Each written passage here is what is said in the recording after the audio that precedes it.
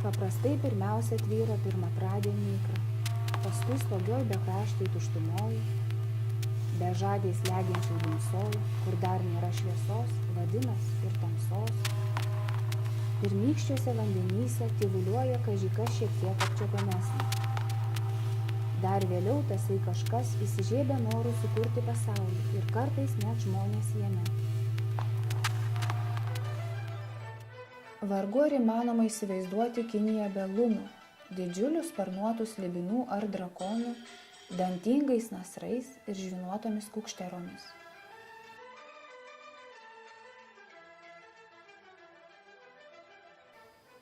Kinų lūnai labai keistos būtybės elnio ragais, kupranugario galva, gaidžio pilvu, karpio žvynais, aro nagais, tigro kojomis, jaučio ausimis.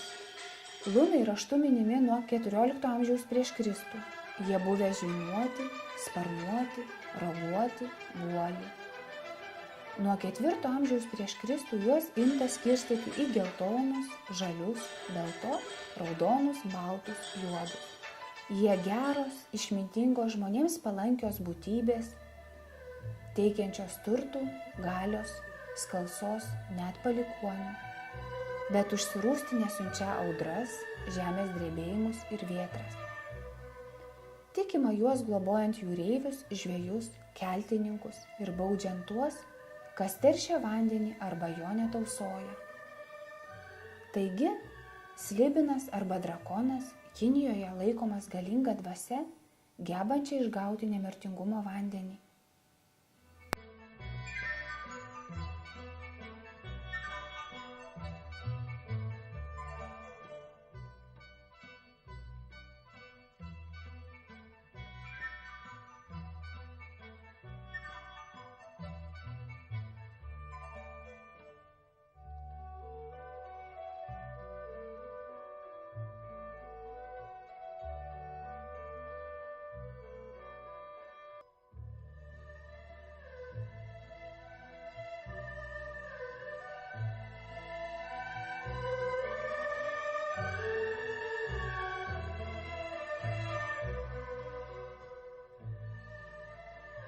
Kinai buvo pirmoji tauta, kuri nebemanė, kad tapyti paveikslus yra panašus į vergo darbo užsiėmimas ir dailininką laikė lygų įkvėptam poetui.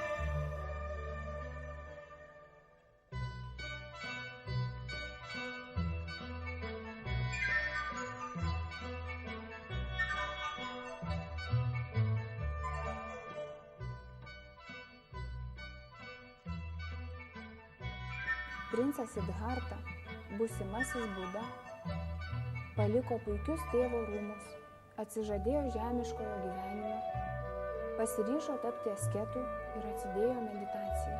Buda paprastai vaizduojamas su ilgomis ausimis, matyt, ištemptomis tokių auskarų, kuriuos jis nešiojo jaunystėje, būdamas princas.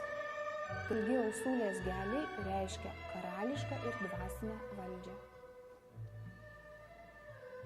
Budistinė skulptūra atsirado maždaug kartu su budizmo įvedimu.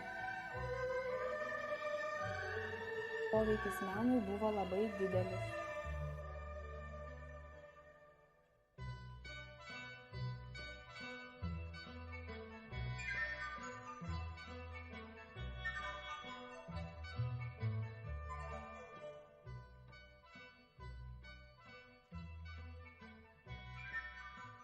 Jau 2000 metų prieš Kristų Kinijoje buvo analizuojami žemės ūkio veiklos pasiekimai.